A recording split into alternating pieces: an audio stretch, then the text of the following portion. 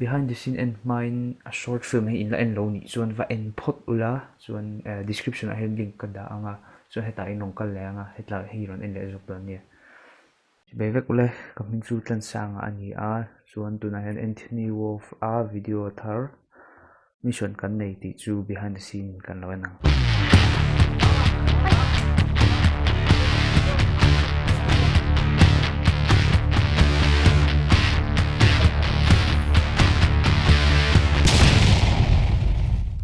tun kum March thavel khan aning ka shya Anthony hian video idea hi hani video idea hi meron thona original video chu ni nga vel tura ruak man kha ania original takson ma se ke action scene lampang siam tui ship sim khajol spy video ang de chi kan ti non chun action scene te tel lo loila khagatia compound a hen kan target halom se Trempa Zonuna len hian ke ma have storm luta ti ha ai ha nei ta gunfight ang te hom se ka tia chuan i script chu kan han no le tamol mola idea te kan thele tamol mola chuan pre production chu kan tlan ta la tu han Zonuna ron theng don Cee-a ko khop mai guitar ne nongkal ta han sniper oma ta sun silai dang le no chocolate chil lu tuin kan thian te chu actor ho tur han tan ko khom le ta actor ho khap team ni anga kan then ta ami fel le misual khania ami fel pola pakhat na chuan changtupa Anthony ya ania ani hian sniper role le team leader ang de role kha ani ta duang in chang theam har khop mai kan no nga mo chuan ta chuan ke ma tlan sang aka Zames John ani kha ha ke ma ania ka character ha tlemin hei military SWAT type kan tinom ni tactic de la ka chetu hang kan du ta chuan kha I tactic vel ha YouTube pa ha en vel sa silai man dan te tactical reload te I James Bond spoof de tu rang hang kan du ta chu wang reng chun ain thuam dan po hi hei suit le smart shoe nen ngat khan thok de tra le chhin hey director yeah hi smart shoe nen oh ai mera pataki ang atak taki ang adol la chun Kimi aka Black Window kan ti kha ania I ama hi green rocket lampang uncle rovati va hani long hu to mai theya acting lampang a hi chuan azei katia ma se hei action lampang hil tingai lo khan box se kha wangan injector ve do tra tra kha chu ngai a ai pum pek ve to pa ma se ri nai khan lo thei ve je ka fight scene te kha Zuna here Kimi roundhouse ki kan lo zira Zonuna ne Zonuna kun tu ta an bok khop me ai tina apui don khop me anna lawa sham gruna chuan dot le chuan Zonuna aka Zeki chhen kha ania ani hi in-house talent show lampanga po lo vain vor ve zak zak to khania parkour le free running lampang hian atui ve chuan hei in for vel bo ha tor movie han ti lang ve nge kha du sia chuan ti lan dan tu a scene te kan han design de ta ama tan khan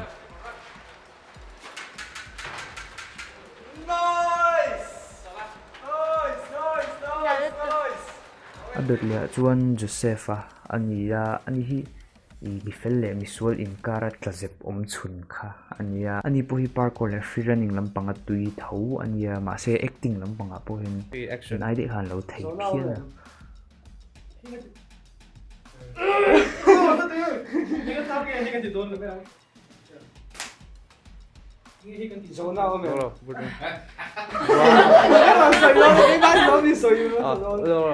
misual lampang kal ve thungila akmasadar ram B.Za khania boss ang do ahang ganda ta ama hi green rocket lampang atangin lo sianga chuna ma poi acting lampang chon bon ve tak ani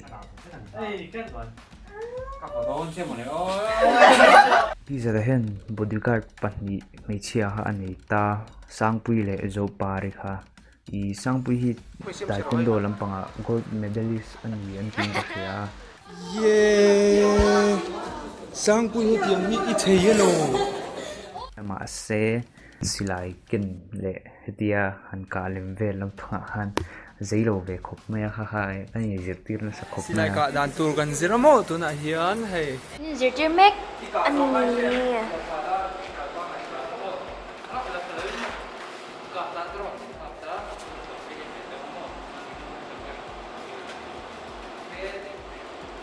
dingil khani me ti yani ila ewa dingila na lang Zopari ve thung chu in hriat vek karinga nang ni chon YouTube patiang in ente ni chon ani poi silai man dan ve ha alo tingai vak lo ni ma Ang kap le sin te.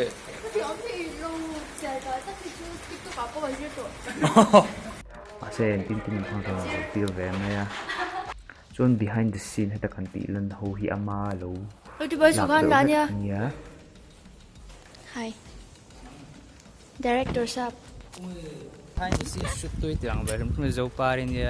chon plan lok wang pon ro in dei lo na wanga chang kha pani anom le chu Kuro le Hiro ania Kuro po hi video editing lampang atui ve tho hi ni po parkour filming ti ve thin ania Kuro, ai bo misual, Kuro misual dumber. Je zong zong le, misual dumber pani te.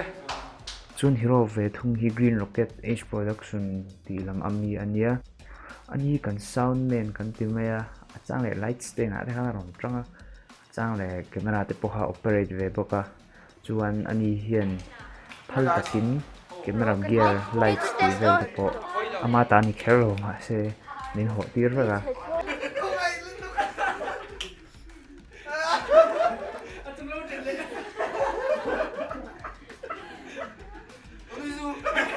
chuan role poi mo tuk mai play tu Zama om le boka actor Zama anti deuh khera ani hi parkour and filming lampanga tui tho ania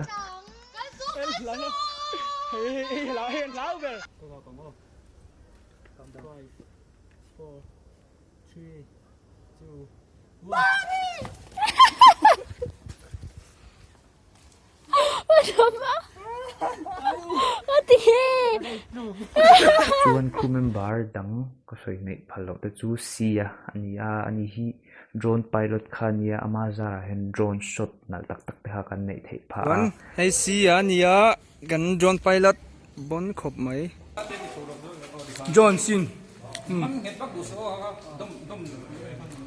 Anthonian John kenga, hiam.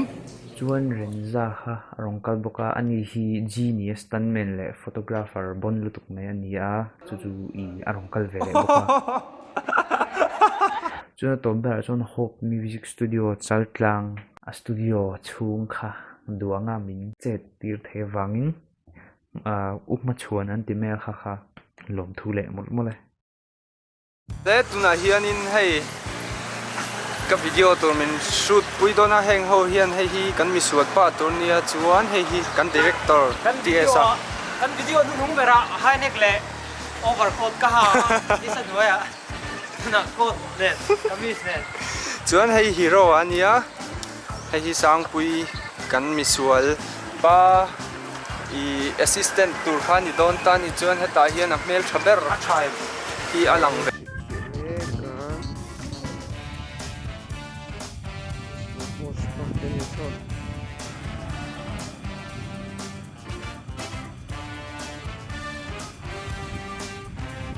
Scene 1, take 1, action.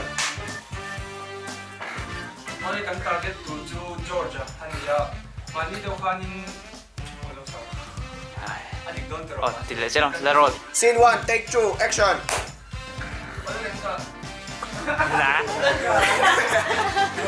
Take 3, action. mali kan target tu chu Villian sa Image mấy là giảm. Rồi đây, thôi không? Chắc sao đó không? Rồi nên không trong này thì gì đó hơn. Rồi nên chặt tắt cái gì nhưng mà tôi cho mày quay. Rồi nên chặt tắt cái gì? Ở đây hay gì? Tôi hốt tổ. Đi quay đã không có tiền thế. Chặt tắt cái gì chứ đâu có tiền. Làm tôi. Đi ra. Khôi đồng cái đầu ổn thôi. Khôi đồng cái đầu ổn đến tụ. Cái năm phòng cái gì? in lo lấy về theo donia link cả hiện description cả đã anga cho in lo en donia cho hay asira thala ka alulan ang hian an IG an ngai bok ani Description là hết cái đó là gì rồi? cái gì xua đó mình Cái description.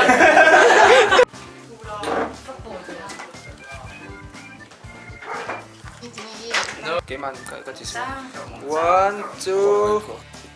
2 3 action hello Nui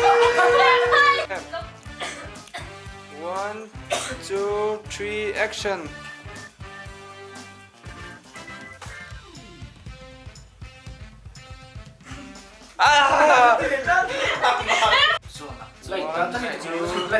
one ai dito bro ka lang kay ngao đó 1 2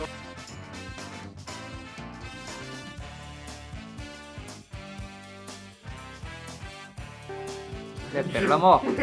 1 2 3 action.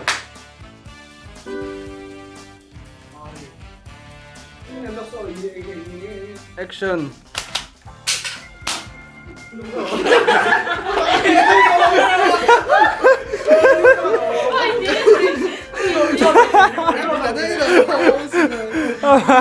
scene 1 take 3 action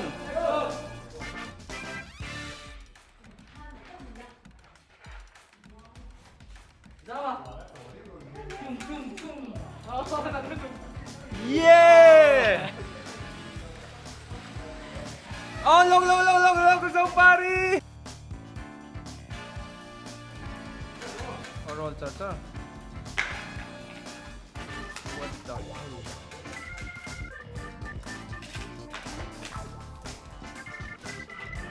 nung daw la alang doon niyo otra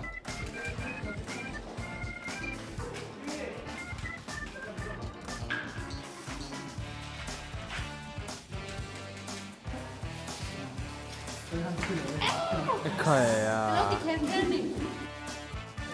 PARI anh tìm ai à?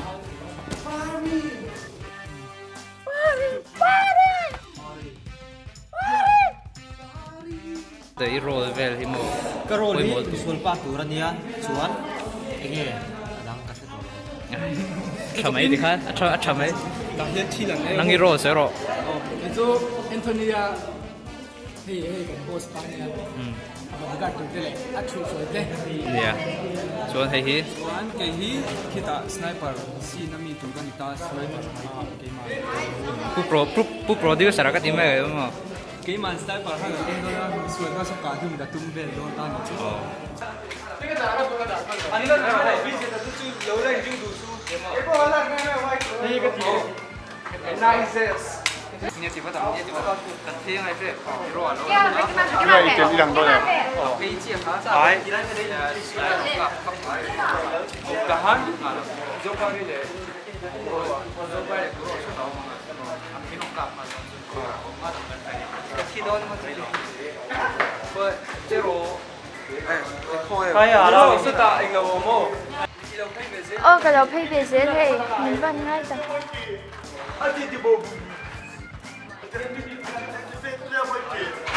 so what Show me what. Ooh. atliak ding ka Để. Đây có mày. về Tôi tặng nghe. tiền đó Mà tranh lầu. Nha cẩn thận. Tại hai mình record đi. lại Hey, tao nghe. Ow! Hey! Ngay tiếng Việt Nam khôi. Gặp phải tiếng Âu thì không năng mà bà. cần lên bên thì phải chia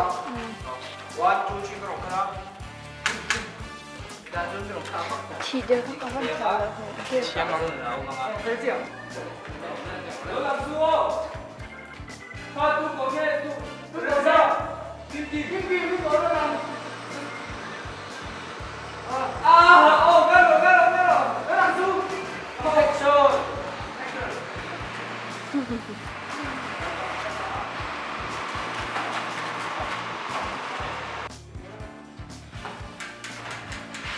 Cô mắng không. Ý là ít xin anh em. Nhìn tuần một thì hai anh là hai cô mắng đấy. Cho anh hành suy tệ.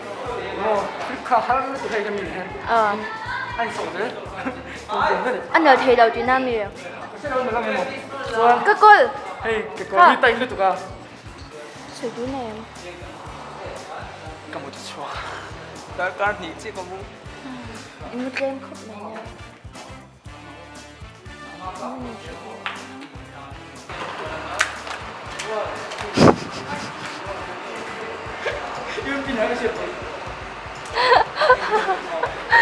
Chị chết đấy.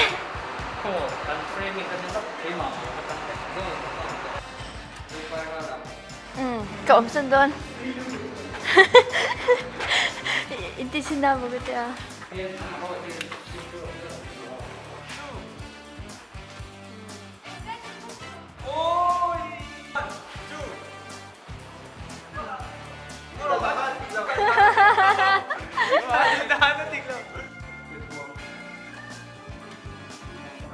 One, two, cán rồi.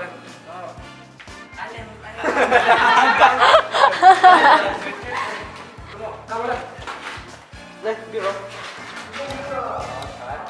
Left là nhớ. Tân sang xin đó.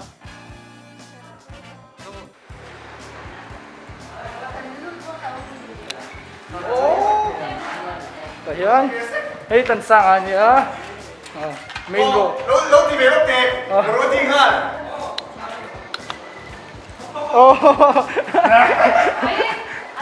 John hey. Bây giờ lốt thì về đi. Anh xuôi luôn đi. Hey, warm up next. Em lúc tu. Gimbalin. Chuanin. Anh thích phải đón đi chú. Sao có thầy có bún mò, thầy có xin mua ra xin đèn. Mà có thầy có bún thầy có tu mà không xí. Cái này behind the script bạc trắng nhá. Vậy chúng cần là này tổ, mình sẽ chú take chhin tí na. Yes, anh Gimbalin duy phải á.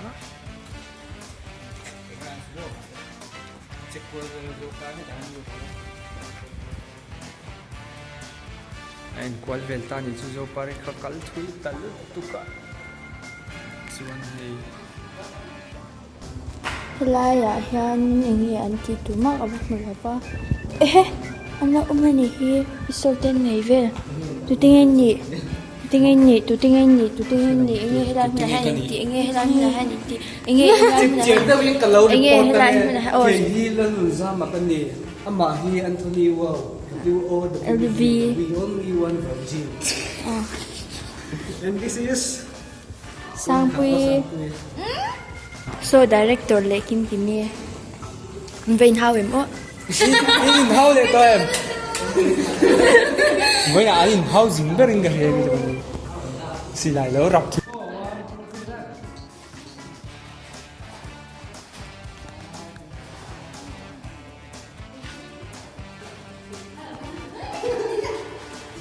Apoy lo. Anh của to vậy.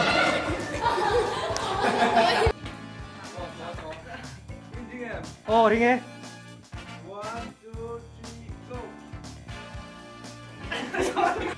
Kala. Em tiếp theo đâu hen là tu. Kaselo. Có lại Korean movie film mình là anh police hairstyle này.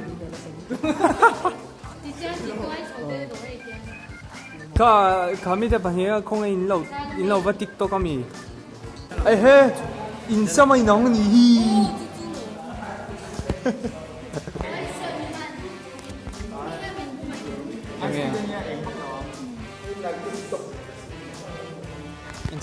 Anh xin. Thì mấy nè ha. Nãy giờ Renza là không mà. Alle. Đôi em Anthony. Chẳng đôi em. Chẳng đón suy đầu tôi là chun cái là lễ lúc đó. Nang chẳng đôi em chăm. Phải. Yes, exactly of course. Why not? Mi phải bỏ lắng nghe. Em sao? Khi về đó nè. Bây giờ là hết anh lâu anh ấy bắt anh ấy ta rồi bắt anh ấy visual boss pa le tu na hin a thi le lok do ai cái đồ này chả behind the scene là tôi thấy đâu ôi cái này chả lên roll lên thấy behind the scene là tôi Zopari hi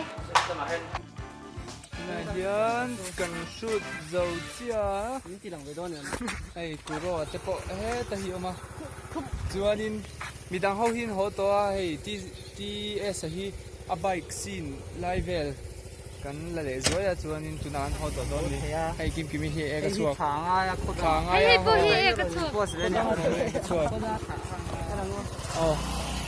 chuanin lo subscribe pula ti sa channel hi ti chuan behind the scene te po la ti zenga film te po ala chom chua do ni